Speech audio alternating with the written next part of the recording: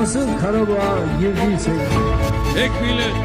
tek bayrak, tek vatan, tek devlet. Türk'ün yolu Zengezur'dan, Karabağ'dan geçer. Հայաստանի Հանրապետության սիրելի քաղաքացիներ, վերը նշվածը նշանակում է, որ Հայաստանի Հանրապետության եւ Ադրբեջանի Հանրապետության միջև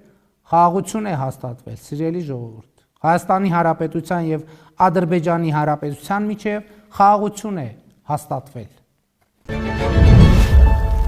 Զավթելու նպատակով Ալիևի կողմից ֆինանսավորվող այս արևմտյան Ադրբեջան նախագիծը տեսանյութում օգտագործել է կադրեր Հայաստանի ինքնիշխան տարածքից, Հայաստանի այն տարածքից, որի ամբողջությունը ըստ Փաշինյանի Ալիևը ճանաչում է, բայց այդ նույն տարածքը Ալիևը փորձում է լցնել ադրբեջանցիներով, փոխել Հայաստանի բնակչության կազմը։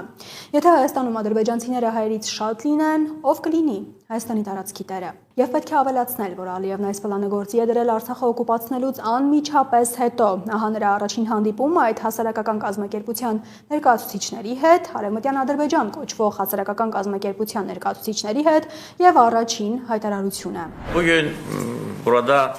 Այսօր այստեղ դեկտեմբերի 24-ին ձեզ եւս մեկ անգամ ուզում եմ ասել. մենք էլ արևմտյան ադրբեջանցիներն էլ երբեք չպետք է կորցնեն իրենց հավատը։ Հավատալու ենք եւ միաժամանակ քայլեր ենք անելու։ bax inamı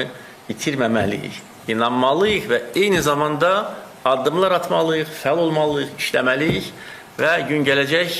və Qərbi Azərbaycanda da Եվ կգա օրը մենք կվերադառնանք արևմտյան Ադրբեջան։ Արևմտյան Ադրբեջանը մեր պատմական հողն է։ Երրորդ լուրը։ Բաքվում ուշադիր հետևում են, թե ինչ է անում Նիկոլ Փաշինյանը Հայաստանում եւ ամենակարևորը, թե ինչպես է դրան արձագանքում Հայաստանում հանրությունը։ Ermənistan hakimiyyəti Ağrı dağı təsvirini həm Gerbindən silir, həm də pasport sərhəd möhürlərindən։ Հայաստանի իշխանությունները հեռացնում են Արարատի պատկերը թե իրենց զինանշանից, թե անձնագրերի սահմանային դրոշմագնիկներից։ Սա ռևանշիստ հայերի սրտով չէ, նրանք պնդում են, որ սա Թուրքիայի պահանջն է։ Փաշինյանը հավաստիացնում է, որ դա անում է երկրի պետականությունն ամրապնդելու համար։ Եթե նախորդ շաբաթներին Փաշինյանին գովում էին թուրքական հեռուստաեթերներում, հիմա հերթը Բաքվի քարոզչալիքներինն է։ Փաշինյանին ոչ ավել, ոչ պակաս ամենախելացին են կոչում, առաջարկում են հերոս հռչակել։ Nikol Paşinyan hər nə qədər erməni olsa da boş xülyalarla yaşamamağı öyrənib։ Չնայած Նիկոլ Փաշինյանը հայ է, նա սովորել է չապրել դատարկ ֆանտազիաներով։ Փաշինյանը թերևս ամենախելացի քաղաքական գործիչն է, որը իշխանության է եկել Հայաստանում։ Իրականում հայերը պետք է նրան հերոս հռչակեն, գոնե այն պատճառով, որ նա դաս է քաղել 44-օրյա պատերազմից եւ հակահաբեկչական գործողությունից։